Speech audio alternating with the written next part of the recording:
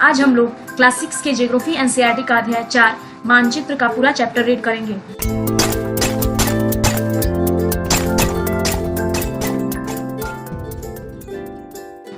आप पिछले अध्याय में ग्लोब के महत्व के बारे में पढ़ चुके हैं। ग्लोब में अध्ययन की कुछ सीमाएं होती हैं। जब हम पूरी पृथ्वी का अध्ययन करना चाहते हैं तब ग्लोब हमारे लिए काफी उपयोगी साबित होता है। दोस्तों, चैप्टर 2 में हमने ग्लोब के बारे में पढ़ा था कि ग्लोब पृथ्वी का एक नमूना होता है। तो यहाँ पे बताया जा रहा है कि ग्लोब के माध्यम से हम पूरी पृथ्वी का अध्ययन कर सकते हैं। इसके लिए ग्लोब काफी उपयोगी साबित होता है किसी पृथ्वी का अध्ययन करने के लिए। तो आगे पढ़ते हैं। लेकिन जब हम पृथ्वी के केवल एक भाग जैसे अपने देश, राज्यों, जिलों, शहरों तथा गांवों के बारे में अध्ययन करना चाहते हैं तो यह हमारे लिए उतना उपयोगी साबित नहीं होता है। ऐसी स्थिति में हम मानचित्रों का उपयोग करते हैं। मानचित्र पृथ्वी की सतह या इसके एक भाग का पैमाने के माध्यम से चपटी सतह पर खींचा गया चित्र है, लेकिन एक गोलाकार सतह को पूरी तरह से चपटा करना असंभव है। मानचित्र हमारे विभिन्न जरूरतों के लिए आवश्यक है। कुछ मानचित्र एक छोटे क्षेत्र को एवं कुछ तथ्यों को दर्शाता है। दूसरे मानचित्र में एक बड़ी किताब की तरह तथ्य हो सकते हैं।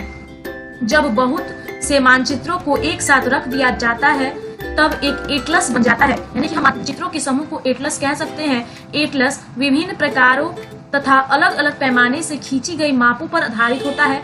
मानचित्रों से एक ग्लोब की अपेक्षा हमें ज्यादा जानकारी प्राप्त होती है। मानचित्र विभिन्न प्रकार के होते हैं, जिनमें से कुछ को नीचे वर्णित किया गया है। सबसे पहला है भौतिक मानचित्र। पृथ्वी की प्राकृतिक आकृतियों जैसे पर्वतों, पठारों, मैदानों, नदियों, महासागरों इत्यादि को दर्शाने वाले मानचित्र को भौतिक या उच्चावच मानचित्र कहा जाता है। यानी कि वे मानचित्र जिसमें पर्वतों, पठारों, मैदानों, नदियों और महासागरों आदि चीजों को दर्शाया जाए, उस मानचित्र को हम भौतिक मानचित्र कह सकते हैं। अगला है राजनीतिक मानचित्र।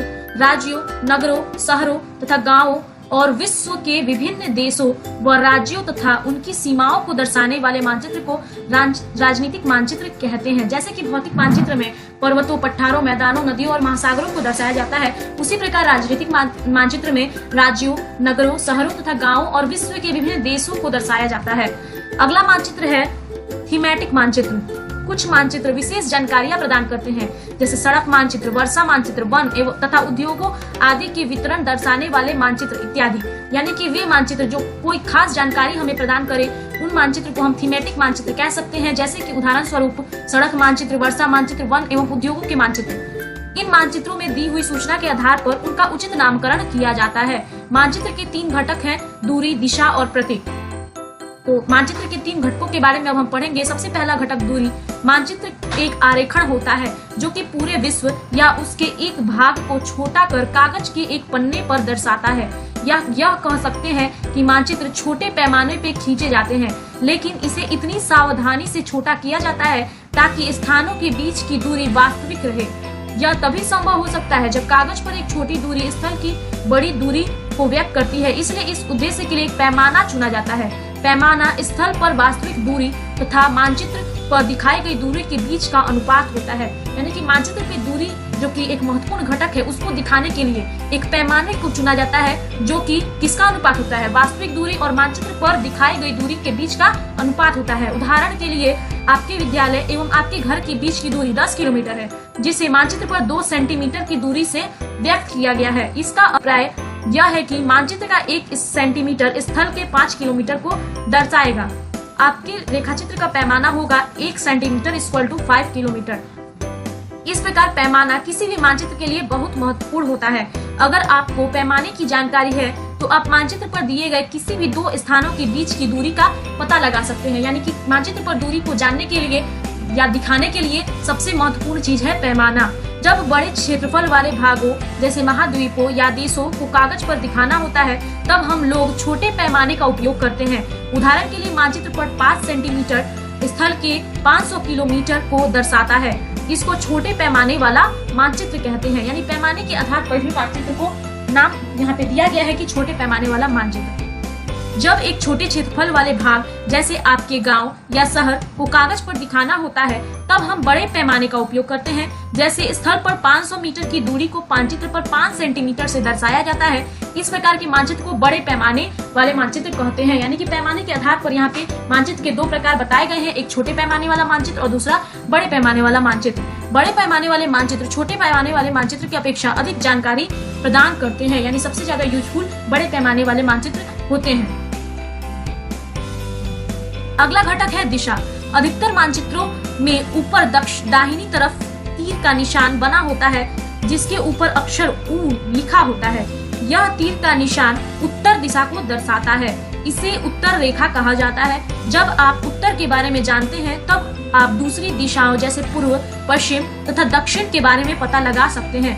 चित्र 4.2 में 4 मुख्य दिशाओं उत्तर, दक्षिण, पूर्व, पश्चिम को दिखाया गया है। वे प्रधान दिग्बिंदु कहे जाते हैं, यानी इन 4 दिशाओं को प्रधान दिग्बिंदु कहा जाता है।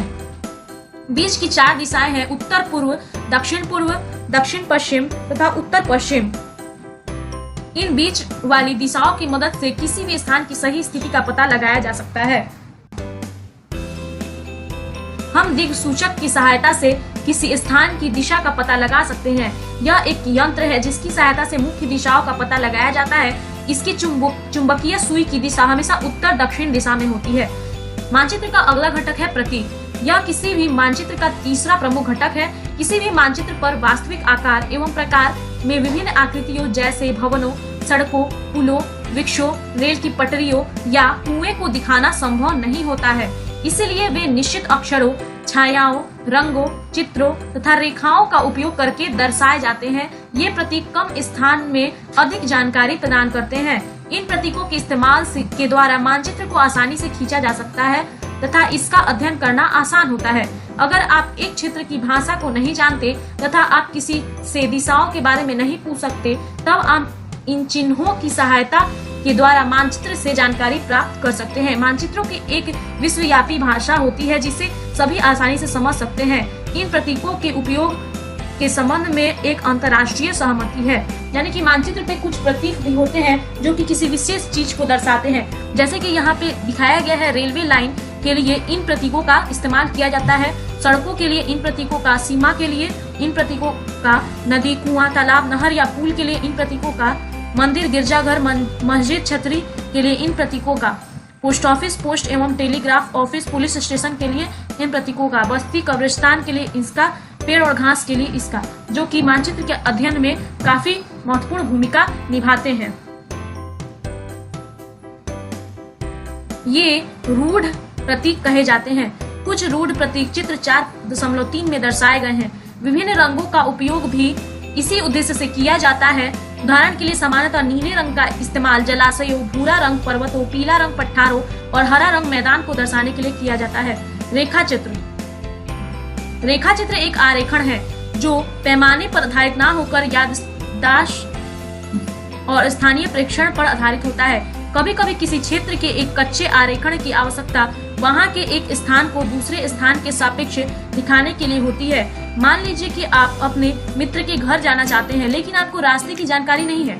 आपका मित्र आपके घर के रास्ते को बताने के लिए एक कच्चा आरेखण बना सकता है।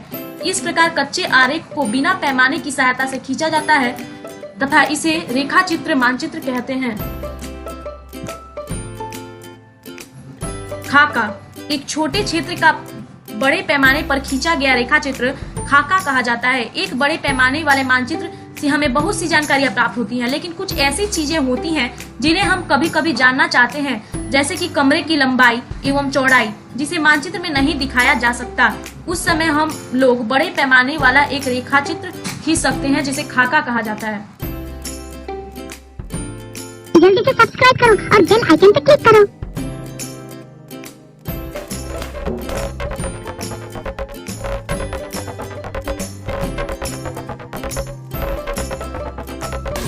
Thank you.